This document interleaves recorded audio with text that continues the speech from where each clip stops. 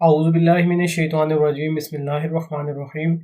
ज़ूबी solutions के मोअज़्ज़ज़ सामीन अस्सलामु अलैकुम। उम्मीद करता हूँ आप सब खैर व आफियत से होंगे। Viewers, state bank of Pakistan की जानिब से recently statistical officers and economic analyst training scheme को अनाउंस किया गया है। इस ट्रेनिंग स्कीम के थ्रू आप स्टेट बैंक ऑफ पाकिस्तान को as a officer grade 2 join कर सकते हैं, जहाँ पे आपको per month 82,000 rupees salary provide की जाएगी, जो कि बहुत ही अच्छी सैलरी है।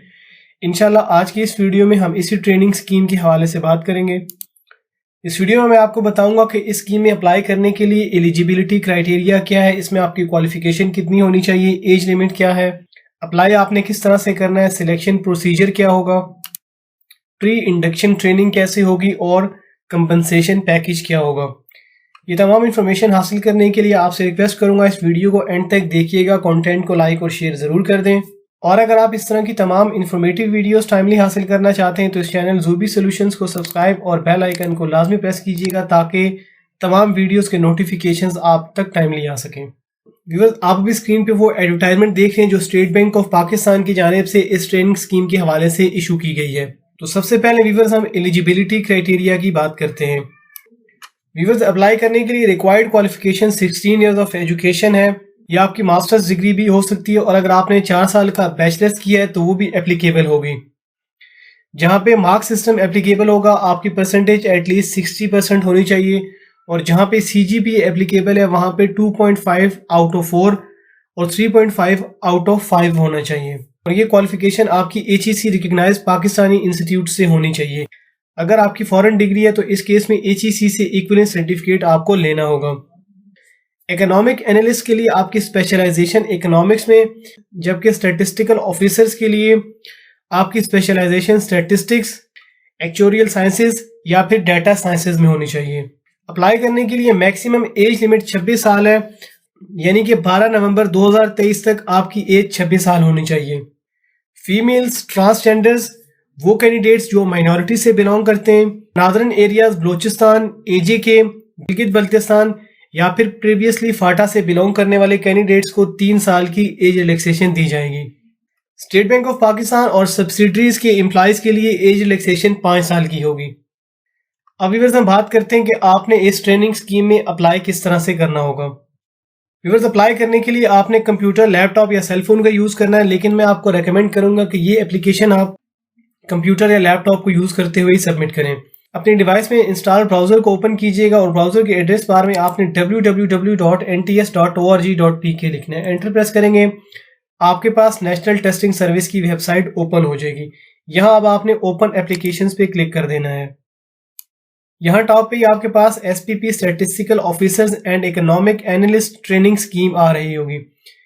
व्यूअर्स, इस स्कीम में अप्लाई करने की लास्ट डेट 27 नवंबर 2023 है, तो आपने इस क्लोजिंग डेट से पहले अप्लाई करना होगा। इसी के साथ डिटेल्स का एक ऑप्शन है, इस पे आप क्लिक कीजिएगा। अगर आप एडवर्टाइजमेंट देखना या डाउनलोड करना चाह रहे हैं तो यहाँ पे आपने एडवर्टाइजमेंट के सामने क्लिक हियर पे क्लिक करना है। ये एडवर्टाइजमेंट आपके पास शो होगी, वर्ड फॉर्मेट में होगी, आप इसको डाउनलोड भी कर सकते हैं। देन व्यूअर्स, इसी के नीचे अप्लाई नाउ का ऑप्शन है। अप्लाई करने के लिए आपने यहाँ पे क्लिक करना होगा। एप्लीकेशन को सबमिट करने के लिए सबसे पहले आपने यहाँ पे साइन अप करना होगा। व्यूअर्स, यहाँ पे आपने फर्स्ट नेम को लिखना है, लास्ट नेम को यहाँ पे मेंशन कीजिएगा। पाकिस्तानी या फॉरेनर में से आपने अपना ऑप्शन चूज करना है। देन CNIC बे फॉर्म को आपने यहाँ पे एंटर करना होगा। साइन अप का प्रोसीजर सिर्फ उन कैंडिडेट्स के लिए होगा जो पहली दफ़ा NTS की वेबसाइट पे अप्लाई कर रहे हैं। अगर आपने पहले भी अप्लाई किया है तो आपका रिकॉर्ड ऑलरेडी NTS के पास होगा, आपको ये साइन अप का प्रोसीजर कंप्लीट करने की ज़रूरत नहीं होगी। अब ये देखिए, मैंने यहाँ पे ID कार्ड को लिखा है, तो यहाँ पे मुझे मैसेज शो हो रहा है रिकॉर्ड ऑलरेडी एग्जिस्ट। देन आपने मोबाइल नंबर को यहाँ पे एंटर करना है। कोशिश कीजिएगा ऐसा मोबाइल नंबर एंटर करें जो पोर्टेबल ना हो और आपने बिजनेस मैसेजेस को ब्लॉक ना किया हो। मोबाइल नंबर जो आप यहाँ पे लिखेंगे उस पर आपको एक OTP सेंड किया जाएगा, उस OTP को आपने यहाँ पे लिखना है। इसी तरह आपने ईमेल एड्रेस यहाँ पे लिखना है। ईमेल वेरिफिकेशन कोड भी आपको मौसूल होगा आपकी ईमेल पे, उसको आपने यहाँ पे लिख लेना है। देन आपने अपना पासवर्ड जनरेट करना होगा। पासवर्ड आप यहाँ पे जनरेट कीजिएगा। इसी तरह कंफर्म पासवर्ड में भी आपने पासवर्ड को लिखना है। देन आपने I agree to the terms and conditions पे चेक लगाना है और साइन अप पे क्लिक करना है। आपका अकाउंट क्रिएट कर दिया जाएगा। जिन कैंडिडेट्स का ऑलरेडी अकाउंट यहाँ पे बना है उन्होंने यहाँ पे साइन इन पे क्लिक करना है। साइन इन करने के लिए रजिस्ट्रेशन के टाइम पे जो आईडी कार्ड नंबर आपने एंटर किया था उसको यहाँ पे लॉग इन आईडी में लिखिएगा और पासवर्ड आपने यहाँ पे लिखना है। ये डिटेल्स एंटर करने के बाद आपने लॉग इन पे क्लिक कर देना है। अगर व्यूअर्स आपको अपना पासवर्ड याद नहीं है तो आपने यहाँ पे फॉरगॉट पासवर्ड पे क्लिक कर देना है। व्यूअर्स लॉग इन करने के बाद आपके पास प्रोफाइल कुछ इस तरह से ओपन होगा। अब यहाँ पे सबसे पहले आपने अपनी प्रोफाइल को कंप्लीट करना होगा। ये स्टेप्स भी आपको नीचे बताए गए हैं। फाइल को अपडेट करने के लिए आपने यहाँ पे क्लिक करना है और यहाँ अब आपने अपडेट प्रोफाइल का ऑप्शन चूज कर लेना है। आपका प्रोफाइल व्यूअर्स आपके सामने ओपन हो जाएगा। मेरा प्रोफाइल क्योंकि यहाँ पे ऑलरेडी कंप्लीट है, लेकिन मैं आपको फिर भी बता देता हूँ। सबसे पहले आपने पिक्चर अपलोड करनी है। पिक्चर को अपलोड करने के लिए आप यहाँ पे ब्राउज पे क्लिक करेंगे और अपनी पिक्चर जहाँ पे भी सिस्टम में मौजूद है उसको आपने सेलेक्ट कर लेना है। पिक्चर का साइज 5 MB से कम होना चाहिए। JPG, JPEG या PNG फॉर्मेट में होनी चाहिए। इसके बाद आपने अपने CNIC की फ्रंट साइड फोटो को यहाँ पे अपलोड करना है। इसके लिए भी आपने ब्राउज पे क्लिक करना होगा। देन व्यूअर्स आपकी पर्सनल इन्फॉर्मेशन है जिसमें आपने फर्स्ट नेम को यहाँ पे लिखना है, लास्ट नेम आपने यहाँ पे लिख लेना है। वालिद साहब का नाम यहाँ पे लिखिएगा। CNIC और ईमेल क्योंकि आपने रजिस्ट्रेशन के टाइम पे एंटर किया है वो यहाँ पे आपको शो होगा। डेट ऑफ बर्थ आपने यहाँ पे लिखनी है। परमानेंट एड्रेस लिखने के बाद पोस्टल एड्रेस आपने यहाँ पे लिखना है। अगर ये दोनों एड्रेसेस सेम है तो यहाँ पे आपने सेम एज पोस्टल एड्रेस पे चेक लगा देना है। देन व्यूअर्स जो मोबाइल नंबर आपने एंटर किया होगा रजिस्ट्रेशन के टाइम वो आपको यहाँ पे शो होगा। अल्टरनेट कॉन्टैक्ट नंबर आपने यहाँ पे राइट डाउन करना है। वुमेन्स ऑफ डोमिसाइल को आपने यहाँ से चूज करना है। डिस्ट्रिक्ट ऑफ डोमिसाइल की सिलेक्शन आपने यहाँ से कर लेनी है। जेंडर को यहाँ पे चूज कीजिएगा। ब्लड ग्रुप आपने यहाँ पे लिखना है। रिलीजन की सिलेक्शन यहाँ पे कीजिएगा। मैरिटल स्टेटस आपने यहाँ से सिलेक्ट करना होगा और आपका करंट ऑक्यूपेशन जो भी है उसको आपने यहाँ से सिलेक्ट कर लेना है। डिसेबिलिटी सर्टिफिकेट की सिलेक्शन आपने यहाँ से करनी है। अगर आपके पास डिसेबिलिटी सर्टिफिकेट है आप यस को चूज कीजिएगा, अदरवाइज आपने नो को सिलेक्ट कर लेना है। फिर आपने एजुकेशन डिटेल्स एंटर करनी है। डिग्री ईयर को आपने यहाँ से सिलेक्ट करना है। डिग्री का नेम आपने यहाँ पे चूज करना है। आपके जो भी सब्जेक्ट्स है उनकी सिलेक्शन व्यूअर्स आपने यहाँ से कर लेनी है। देन जो आपका पासिंग ईयर है उसको आप यहाँ से चूज कीजिएगा। मार्क्स CGP जो भी एप्लीकेबल है उसको आपने यहाँ से चूज करना है। ऑब्टेन मार्क्स आपने यहाँ पे लिखने हैं। टोटल मार्क्स की सिलेक्शन आपने यहाँ पे करनी है। देन बोर्ड या यूनिवर्सिटी को आपने यहाँ से चूज कर लेना है। इसी तरह 1 बाय 1 आपने अपनी तमाम एजुकेशन डिटेल्स यहाँ पे एंटर करनी होंगी। एजुकेशन डिटेल्स एंटर करने के बाद आपने एक्सपीरियंस डिटेल्स को यहाँ पे एंटर करना होगा। सबसे पहले आपने जॉब टाइप की सिलेक्शन करनी है। देन जिस ऑर्गेनाइजेशन में आप सर्विसेज प्रोवाइड कर रहे हैं उसका नाम यहाँ पे लिखिएगा।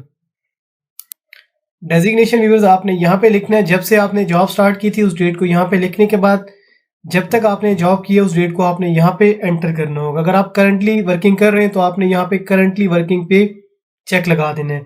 व्यूअर्स यहाँ पे जो भी डिटेल्स आप एंटर करते जाएंगे वो खुद ही सेव होती जाएंगी। आपको सेव पे क्लिक करने की जरूरत नहीं है। फाइल को कंप्लीट करने के बाद व्यूअर्स आप अपने प्रोफाइल को देख भी सकते हैं। यहाँ पे क्लिक कीजिएगा और यहाँ आपने प्रोफाइल व्यू पे क्लिक करना है। यहाँ आप देख सकते हैं लिखा गया प्रोफाइल कंप्लीट 100%। देन व्यूअर्स आपने जिस पोजीशन के लिए अप्लाई करना है, अप्लाई करने के लिए आपने यहाँ पे ओपन एप्लीकेशंस पे क्लिक करना है। जितनी भी जॉब अभी ओपन है वो आपके सामने शो होंगी। यहाँ आप देख सकते हैं लास्ट में SPP statistical officers and economic analyst training scheme है। इसी के सामने एरो पे आपने क्लिक कर देना है और व्यूअर्स आपने अप्लाई पे क्लिक कर देना है। आपके पास कुछ इस तरह से विंडो ओपन होगी। अब जिस पोजीशन के लिए आप अप्लाई कर रहे हैं उस पोजीशन को आपने यहाँ से चूज करना है। अगर आप एज रिलैक्सेशन को क्लेम कर रहे हैं तो यहाँ से आपने अपनी रिस्पेक्टिव कैटेगरी को सिलेक्ट कर लेना है। अगर आप एज रिलैक्सेशन नहीं क्लेम कर रहे तो आपने NA को चूज करना होगा। देन आपने फर्स्ट टेस्ट प्रेफरेंस को यहाँ से सिलेक्ट कर लेना है। इसी तरह आपने टेस्ट सिटी की सेकंड प्रायोरिटी को यहाँ से चूज करना होगा। ये डिटेल्स एंटर करने के बाद अब आपने यहाँ पे अप्लाई पे क्लिक करना है। अप्लाई व्यूअर्स हो चुका है और यहाँ पे अब आपको इस तरह से मैसेज होगा your application is submitted successfully. इसी के साथ लिखा गया प्रोसीड अप्लाइड एप्लीकेशन, इस पे आपने अब क्लिक करना है। अब व्यूअर्स आपके पास फी चालान जनरेट हो गए। अब आपने ये फी डिपॉजिट करनी होगी। व्यूअर्स आप one link one bill system के थ्रू पे कर सकते हैं। One link one bill system को यूज करते हुए आपने फी किस तरह से डिपॉजिट करनी, इस हवाले से ऑलरेडी मैं अपने इस चैनल पे वीडियो बना चुका हूँ। उस वीडियो का लिंक भी मैंने डिस्क्रिप्शन में दे दिया है। उसको देखते हुए आप ये फी डिपॉजिट कर सकते हैं। आपने यहाँ से प्रिंट फी स्लिप पे क्लिक करना है, इसका प्रिंट आउट ले लेना है। व्यूअर्स एक कैंडिडेट सिर्फ एक पोजीशन के लिए ही अप्लाई कर सकता है। अप्लाई करने का प्रोसीजर व्यूअर्स सिर्फ ऑनलाइन ही, आप थ्रू ईमेल या थ्रू पर्सन अप्लाई नहीं कर सकते। इसके बाद व्यूअर्स आपको किसी किस्म के डॉक्यूमेंट्स डिपार्टमेंट को या एनटीएस को अरसाल करने की ज़रूरत नहीं है। आपने अप्लाई कर दिया, फी डिपॉजिट कर दिए, इसके बाद एनटीएस शॉर्टलिस्टिंग करेगा और अगर आप शॉर्टलिस्ट होते हैं तो आपका एडमिट कार्ड या रोल नंबर स्लिप आपको आपके पोस्टल एड्रेस पे भिजवा दी जाएगी और इसके साथ साथ आपको थ्रू एसएमएस भी इंटीमेट कर दिया जाएगा। देन इसके बाद अगर आप टेस्ट क्वालिफाई करते हैं तो एनटीएस अगेन शॉर्टलिस्टिंग करेगा और क्वालिफाइड कैंडिडेट्स को वेबसाइट पे बता दिया जाएगा। अब व्यूअर्स में बात करते हैं कुछ सिलेक्शन प्रोसीजर की। जैसा कि व्यूअर्स मैंने आपको बताया कि सबसे पहले रिटन टेस्ट होगा। टेस्ट क्वालिफाई करने के बाद क्वालिफाइड कैंडिडेट्स को फर्दर सिलेक्शन प्रोसीजर जिसमें ग्रुप डिस्कशन, साइकोमेट्रिक टेस्टिंग और पैनल इंटरव्यूज होंगे, उनके लिए बुलाया जाएगा और यहाँ पे कैंडिडेट्स को अपने ओरिजिनल डॉक्यूमेंट्स भी प्रेजेंट करने होंगे। इन कैंडिडेट्स की प्रोविजनल रीजनल कोटा की बेसिस पे शॉर्टलिस्टिंग की जाएगी।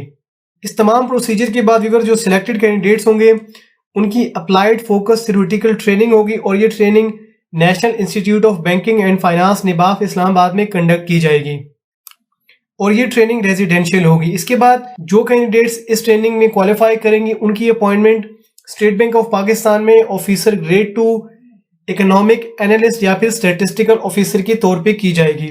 रेजिडेंशियल ट्रेनिंग के दौरान कैंडिडेट्स को 41,000 रुपये का वजीफा प्रोवाइड किया जाएगा और जो कैंडिडेट्स ट्रेनिंग को क्वालिफाई करेंगे उनको 82,000 रुपये सैलरी के साथ साथ दीगर बेनिफिट जो कि एज पर बैंक पॉलिसी होंगे वो भी प्रोवाइड किए जाएंगे। ज़ूबी सॉल्यूशंस के मौजूद सामीन, आज की इस वीडियो में मैंने आपको स्टेट बैंक ऑफ पाकिस्तान की जानिब से रिसेंटली अनाउंस किए जाने वाले statistical officers and economic analyst training scheme के हवाले से इंफॉर्मेशन प्रोवाइड की है। उम्मीद करता हूँ ये वीडियो आपको अच्छी लगी होगी। इस कंटेंट को लाइक और शेयर जरूर कर दीजिएगा और अगर आप इस तरह की तमाम इन्फॉर्मेटिव वीडियोस टाइमली हासिल करना चाहते हैं तो इस चैनल ज़ूबी सॉल्यूशंस को सब्सक्राइब और बेल आइकन को लाजमी प्रेस कीजिएगा। अब आपसे इजाज़त चाहूँगा, इंशाल्लाह मिलते हैं अपनी नेक्स्ट वीडियो में। तब तक के लिए अपना ख्याल रखिएगा, दुआओं में याद रखिएगा। अल्लाह हाफिज़।